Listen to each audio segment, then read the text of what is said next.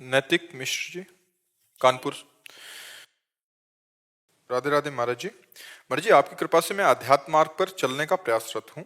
महाराज जी, मेरा प्रश्न है कि निर्वाण मतलब शून्य शांत भाव, मोक्ष और मुक्ति में क्या अंतर है? एक शब्द है पानी, वारी, तोय, वाटर, इनमें कोई अंतर है? तो निर्वाण, मोक्ष, परम पद, भगवत प्राप्ति, इनमें कोई अंतर नहीं। वो कहा जाता है एक ही बात है। निर्वाण जो है, कैवल्य परम पद जो है, मोक्ष जो है, वो सब एक ही। इसे शून्य स्थिति नहीं कहते, इसे ब्रह्मानंद कहते हैं, भगवदानंद कहते हैं। शून्य का भाव नहीं है, परमात्मा भाव है। शून्य है क्या? परमात्मा है। शून्य क्या है? शून्य क्या है? समस्त जगत ब्रह्म स्वरूप है, परमात्मा स्वरूप है, सत्ता है परमात्मा की। शून्य की कोई सत्ता है क्या? फिर इसका कैसे, तुमको कैसे, कहां से सुनने को मिला? महाराज जी, ये शब्द हम लोग को स्कूल में हमारे सर ने बोला कि इसके ऊपर जांच करके हमें बताना। क्या जांच करके बता? यही मतलब ये निर्माण शब्द के ऊपर। ये बुद्धिगत है क्या? निर्वाण माने मोक्ष पद, जीवन मुक्त महापुरुष, काम विजयी, क्रोध विजयी, लोभ विजयी, निर्माण अमोहा जित संग दोषा, अध्यात्म नित्या विनिवृत्त कामा, द्वंद्व विमुक्ता, सुख दुख संगई, गच्छन्त मूढ़ा पद्मभ्यम तक। तो निर्वाण को क्या तुमने ऐसा शब्द समझ लिया कि उसके व्याख्या करने मात्र से निर्वाण को समझ लिया जा सकता है? ये बुद्धिगत है क्या? जो बुद्धि को प्रकाश दे रहा है, जहां तक बुद्धि की पहुंच नहीं है, उसको अनुभव करने वाला निर्वाण पद प्राप्त होता है। ये कोई स्कूली शब्द है क्या? आधुनिक पढ़ाई है क्या? ये तो वेदांत है बच्चा। महाराज जी, स्कूल में तो ये भी कहा जाता है कंठी ना पहनो, मतलब कि विरोध किया जाता है कंठी क्यों पहनो। ये पूछ रहे हैं सर, तिलक रज लगा के जाता है, कहते हैं रज क्यों लगा रहे हो? हाँ, और कहते हैं कि हमने वृंदावन में वास किया है कुछ दिन। कमल का पराग जब निकलता है ना, जल में कमल होता है ना, तो भौरे उसका स्वाद लेते हैं, मछली और मेढक और मगरमच्छ वहीं आसपास होते हैं, वो स्वाद नहीं लेते हैं। तो वृंदावन आकर के रह गए, लेकिन उनकी बुद्धि में कोई फर्क नहीं पड़ा। महाराज जी, और देखिए गायत्री मंत्र का अनुष्ठान जैसे नहीं करना चाहिए कि वो लोग कह रहे थे कि करो अनुष्ठान।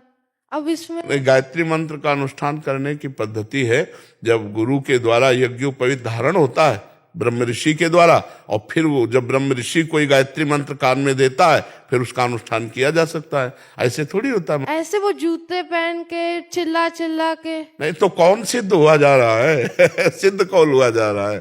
ये सब तुम अच्छे बच्चे हो, आध्यात्मिक बच्चे हो, हम तुम्हें धन्यवाद देते हैं कि कम से कम आपकी बुद्धि आध्यात्मिक बात को समझ रही है।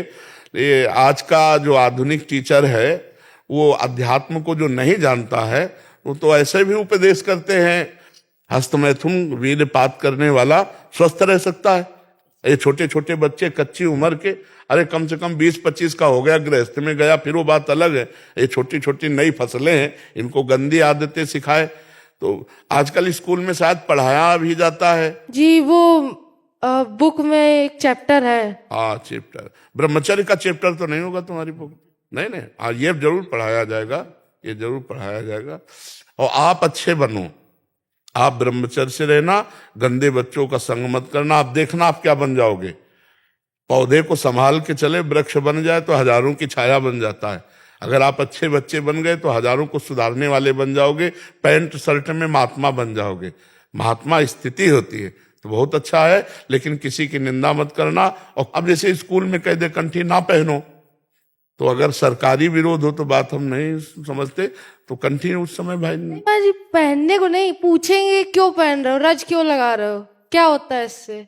अच्छा, रज इसलिए लगाई जाती है, ये भगवत चरणारविंद, गुरु चरणारविंद, महापुरुषों की चरण रज है, वृंदावन की रज। जब उसको लगाते हैं तो हमारी बुद्धि शुद्ध होती है।